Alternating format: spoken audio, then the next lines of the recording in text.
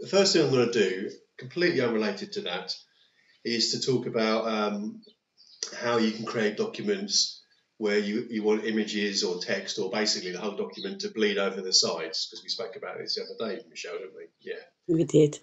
It's really weird because Microsoft have put a feature in there, but it's kind of like they've sort of half put the feature in there. And so for anyone that's not familiar with the concept of having a bleeding document as opposed to a bleeding spreadsheet, it's basically where rather than creating an A4 document that will fit on an A4 page, what you do is you create a document that's a little bigger than A4, so that when it goes to the professional printers, or when you print it on a borderless or edgeless printer, the image goes right from edge to edge. And so they call it bleeding, because it just means the image literally bleeds off the edge. And so it's a way that professional publishers make things just look more sort of full on, I suppose. And it's used in all sorts of situations. However, the way it used to be done in Publisher was it hasn't always supported an option for it. And so what they would do is say, well, just set it up so your paper's bigger than your paper, and then have everything go to the edge, and then it will kind of bleed. And it's like, well, that's not really the answer, but that obviously worked. Now what they do is they say, yeah, do the thing where it's too big, and then do something technical, and it'll put bleed marks on it. And you're like, oh, marks, that's what we want. And so what you do is you take a document like this, which hopefully is just on your screen, just a blank Publisher document, and you say, okay, well, let's have a look at this on page design. And we can see that should be, A4 portrait. So you say, okay, it's A4, which is 21 by 29.7.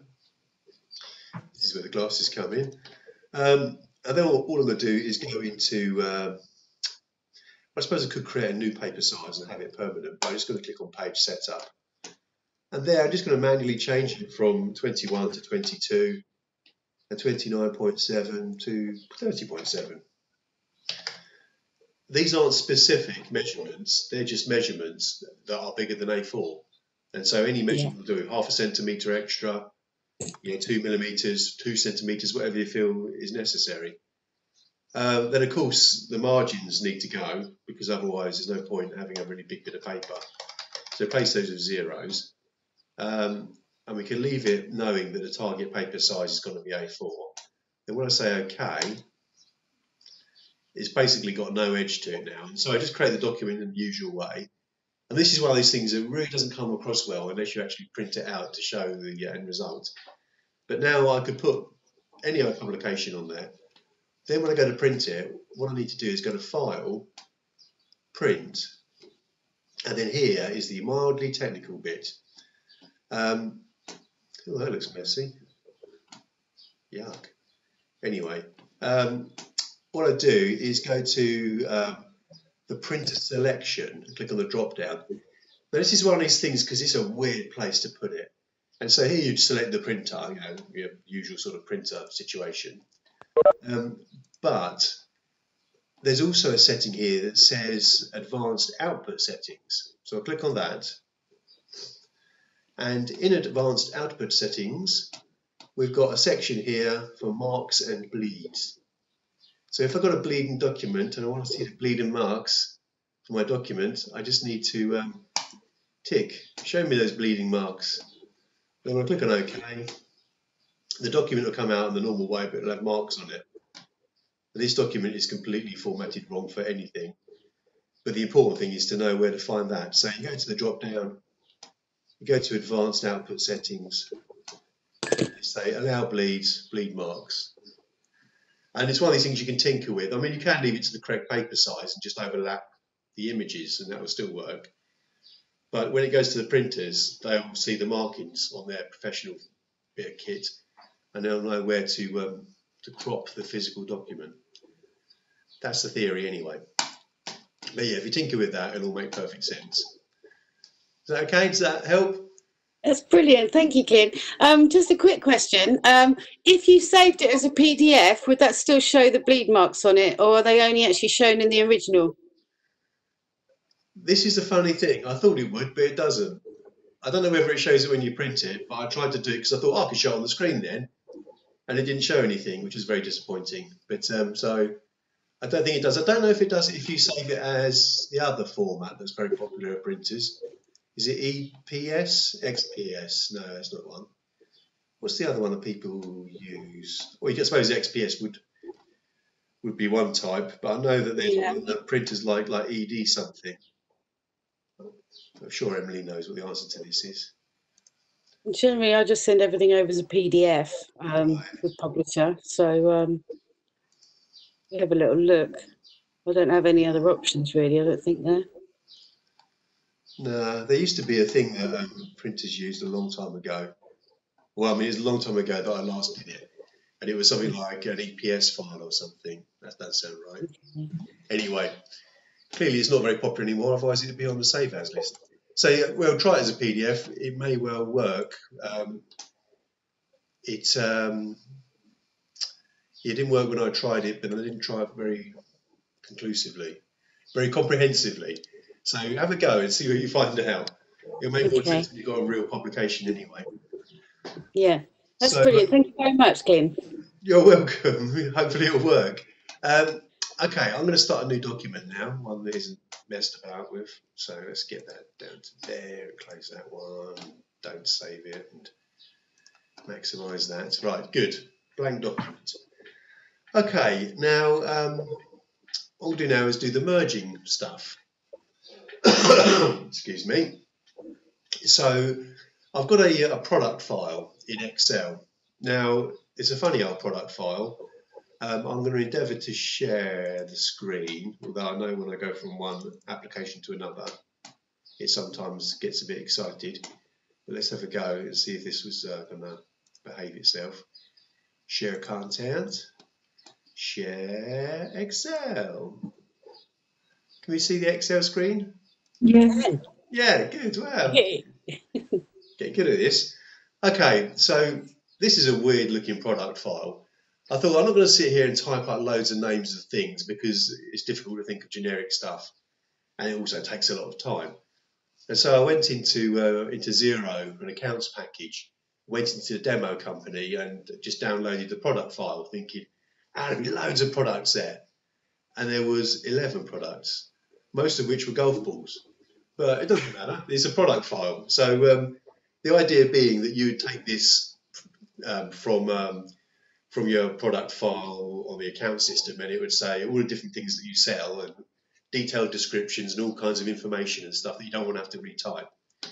And so here we've just got an item code, an item name, a description that's almost identical to the item name, and some pricing to the right of it. Oh, there's another description, which again is almost identical. However, so it's some old waffle there, but the point is it doesn't need to be perfect, it just needs something to demonstrate. So you can see that's an example of an Excel data set. It's just one line per product. So I'm going to close Excel and go back to Publisher, which hopefully is now on your screen. Yeah? Yes. It's okay. And so I'm just going to do a standard mail merge here. And again, as I said earlier, it's very similar to Word. Except, of course, the difference you get with this is you can do really elaborate mail merges. You can put great big pictures in and huge bodies of text and align things properly, just like any other publication. However, all I'm going to do is put some bits in there. So if I go to where it says mail merge, click on the drop down and say mail merge. It now knows that I want to do a mail merge. Then if I go to recipients, click on recipients and say use an existing list. Choose type or type choose. Use an existing list. And then here it says, what existing list have you got? And I'm going to find the shortcut to my product file. There it is, my product file. I say OK. And there is my product file. Now, of course, you can have anything there. It doesn't have to be products. It could be that you're using this as a personnel thing, or you could be using it as a client database. Oh, excuse me. Do have to be professional for these presentations. Anyway, so yeah, it doesn't have to be products. It can be anything that you're sending out a mailing list of. But here's the list of golf balls and other stuff that appears in this dummy data. And so I could do filters on that, but I'm just going to say OK. I can go back to edit recipient list and go, actually, no, I don't want the T-shirts listed, and untick those, or click on filter and choose specific products. But I've already decided I want to see all of them. So here we have the familiar mailing settings. But basically, all I need to do is just stick some merge fields on there now. So if I go into insert merge field, there's all the fields that are listed. I haven't got any text boxes on the screen, so I'd need to create a text box to set it up properly. But if I just insert one field, it'll put a text box there anyway, slap bang in the middle, like so. And if I zoom in, doing my favourite method of doing that, which is Control and Wheel, we can see there's a text box.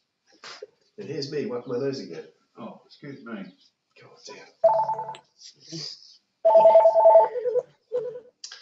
So, there's a text box with a field in it. And I can either create more text boxes and put more fields in them, or I could put more fields in this text box. Let's put in the sales description and the price. Yeah, sort of seems like the right thing to do. Put the price in there. I could actually format that so it's over to the right. Obviously, you can spend ages formatting this and making it look all pretty, and you can put text around it and make it make sense. But this is just a very quick demonstration of how to do a simple mail merge. So I've told it I'm doing a mail merge. I've selected the recipients, basically the Excel database. I told it to include everything. And then I've gone to insert merge fields and put a few fields on that page. Now I'm at the point where I can pretty much finish the merge. Like I said, it's going to be pretty dull, but if I want to see what it looks like, I can click on Preview Results. And here we have, yeah, they have a really dull result. Dull and badly formatted. But I'll click through, look at the different products, and I probably want to fine tune the data that's in that database because it's clearly rubbish. But you can see the point. That's how it would generate. And if I was then to go to the final steps, I've got a couple of choices. I can either say go straight to the printer and I'll get one page for each product, or I can say go to a new publication and then I'll get a whole new document which I can then print out. I can make it put it into an existing publication, which is a tiny little bit more complicated, but not by much. Or if I want to send it as an email, then I'd have to tell it at the beginning that I want to do it as an email rather than doing it as a document. And it will work just the same as it does with Word, where it asks for the field that's got the email address in and it sends it out. So if I say merge to a new publication, as if by magic, a new publication arrives. And it should have 11 pages because there was 11 things. And if I zoom in, that's what it looks like. So that's a basic mail merge. And as I said before, it's not particularly exciting. It's very similar to Word, but it's good if you want to do something that you're not happy with Word, using Word for. So if you want to do things where you've got more control of your images and your box alignment and all that kind of stuff. However, where it comes into its own is doing a whole different kind of thing. And for that, I need a new document. So I'm going to get a new document. And I'm going to get rid of my old document without saving it because I don't care. Just casting it aside. So here, I'm going to create a product catalogue. And again, this is only going to be as good as the data that's in it. But what I could do is the front page of the catalogue could say Blogs & Co products, and I could have a nice big picture over there and a big detailed box in the middle. And I could spend time creating that now, but that would just involve you watching me type stuff. So I'm not going to. But that would be what I'd have as a front page of my catalogue. And then, and this is where things are slightly different, but I think in a lot of respects, it's actually easier. I go to the Insert tab, and I tell it I want to insert catalogue pages. And when I click on that, it creates what looks like a second page, and effectively it is page 2. But you can kind of see it's got pages behind it. So what it's doing here is creating a whole bunch of pages. So if I've got 10 items, there'll be 10 items within the document from page 2 onwards. So here is my merge area. And basically that means I just stick the stuff in there that I want to see. So rather than having a separate page per entry, I'll have a separate entry per merge area. So what I'm going to do here is I'm going to pretty much do the same thing as the mailing procedure, where we can see now I'm on Catalogue Tools. I've got a new tab. And the first thing it wants me to do is choose my list. So I click on the drop down. I can go to use an existing list. And again, I'm going to use that product file that is accessed via this shortcut. And there it is. And I'm going to use all of them. And say OK. So I've said list. I can go to edit list if I want to fine tune the results, but I've already decided I'm going to use all of them. Then I can go to my fields. And if I click on the drop down, you can see there's a whole bunch of fields there. These are all the fields from Excel. And so I'm going to choose item name, and that can go there. Let's put that in the corner. And you'll see there all around it, all the other boxes are starting to build up in my catalogue. And I'm going to put in there purchase description, and that can go under the item name. I really could do with a more interesting field, but there isn't one. Sales account, that would be really not very interesting, but I'll put it down there anyway. And so now, although it already gives you a kind of preview of what it's going to look like, now I could go to preview results, and I can see what I would have is one item per box. And so on this page, I'm getting about 6 items on there. And so if I was designing a nice professional looking catalogue, what I would do, I'll turn that preview off for a start, is I could adjust the box so that I get a different shape and size, and maybe one per line, or maybe I'll pull that back over, have a dirty great big picture in there of the item, and some nice formatting around it to separate the different items from each other. And then when I go to the preview results bit, we can see we'd have 1 product per section and 3 products per page. And that's the general gist of creating a catalogue. When you get to the end of it, you just say merge to new, and then I should end up with a catalogue that consists of a blank front page, because I didn't put anything on there, and then several pages containing details, product details, like so. Got 5 pages. And that would be so much more interesting and exciting if it was relevant data with lots of pictures and formatting. But you get the general gist, hopefully. Yes. So, excuse me. Does that make sense? Is that useful to anybody?